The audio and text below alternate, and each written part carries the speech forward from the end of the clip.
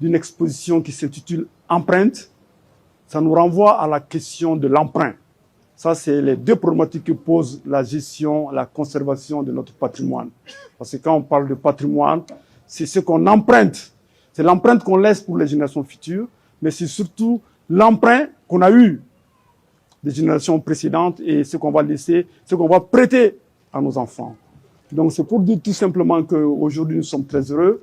Et ce programme de revitalisation découle justement de cette nouvelle politique culturelle du Mali qui stipule qu'il faut revitaliser nos territoires. Dans notre plan Malikoura Niatasra, il est bien écrit en bonne place la revitalisation et le développement équilibré de nos territoires. Et donc, le développement des territoires, la revitalisation, on a commencé ici au musée, on a commencé au Palais de la Culture, on est au CNCM, au Centre de cinéma. Donc, c'est un vaste programme qu'on a lancé ici il y a quelques mois. Et donc, nous sommes heureux aujourd'hui, nous avons fait appel à cet artiste. À l'époque où vraiment le monde, il y a des mutations profondes, seule la culture permet de lier, d'être un repère de nos sociétés. Mais les arts et la culture sont des éléments moteurs qui permettent vraiment de présenter nos identités respectives, renforcent le dialogue, permet le dialogue entre nous. En un mot, cette exposition, c'est véritablement la transmission, l'innovation et la mémoire. On a pensé, ce qui est exceptionnel, vous allez le voir, il y a des objets qui sont là des siècles avant Jésus-Christ. Et depuis que le musée du Mali a été créé, plus de 50 ans, ces expos, ces œuvres sont dans notre réserve.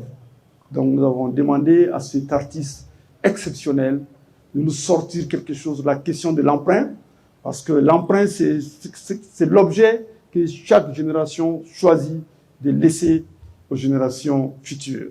Quand l'artiste a décidé de construire le fil conducteur de son exposition autour des empreintes, c'est justement une invite à l'ensemble de notre peuple aujourd'hui, parce que nous sommes face à l'histoire. Qu'est-ce que nous avons reçu des grands empires? Qu'est-ce que Kankou Moussa nous a laissé? Qu'est-ce que Soundiata nous a laissé? Et quelle empreinte nous allons ajouter aujourd'hui, notre marque, et justement cette souveraineté culturelle et justement cette renaissance culturelle qui a été enclenchée depuis. Donc cette expo participe véritablement à la renaissance et à la souveraineté culturelle du Mali. Celui qui ignore son passé n'a pas de présent. Celui qui n'a pas de présent n'aura pas d'avenir. Et nous, on a la chance d'être l'un des pays, même un empire. On dit que l'empire mandingue, 24 royaumes. On était grand. 3 ans de marche pour la traverser. Donc, et notre histoire, elle est enterrée sous nos pieds. Les archéologues doivent se mettre au travail. Il est temps pour nous d'écrire notre histoire. Empreinte, pourquoi? Pour que les gens sachent que dans le passé, on a travaillé l'or, on a travaillé le cuir, on a travaillé le fer, on a travaillé l'argile. Qu'est-ce que nos ancêtres n'ont pas fait comme travail? Ils ont mis en valeur les forgerons, les noumous, parce que pour moi, le noumou est le centre de la société. Tout le monde passe par le noumou. Le paysan passe par le noumou. Les noumous nous initient. Tout le monde a besoin du noumou. Donc, un mot, c'est la science africaine. L'empreinte, je peux dire que c'est la science africaine. Et ce qui nous a été légué, et qu'est-ce qu'aujourd'hui on en fait?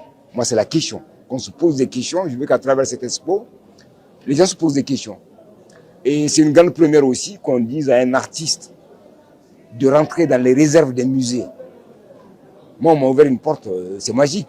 Tu rentres dans la réserve du musée, tu prends ce que tu veux pour interpréter une histoire. Et ça m'a permis, moi, de dénoncer quelque chose sur le fleuve Niger, par exemple. L'ensemblement du fleuve Niger, les poissons qui sont en train de disparaître, les hippopotames qui sont en train de disparaître, mes cousins, les bozos, qui ont arrêté de pêcher pour vendre des canqueries au marché. Parce que j'aime embêter les bozos, parce que c'est le Mali.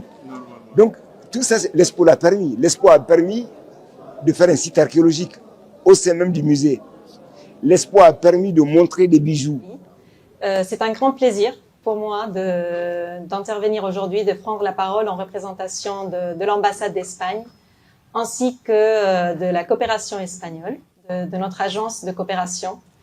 qui, à cette occasion, sommes très honorés, on se sent privilégiés, parce qu'il y a seulement quelques mois, on présentait auprès du ministre le plan de revitalisation du musée dans le cadre des 16 années de la culture qui s'enchaînent, et parce qu'on voit maintenant les résultats. On commence à voir les premiers résultats. C'est cette expo merveilleuse qu'on va voir tout à l'heure, mais c'est la façon dont on voit le musée vivre.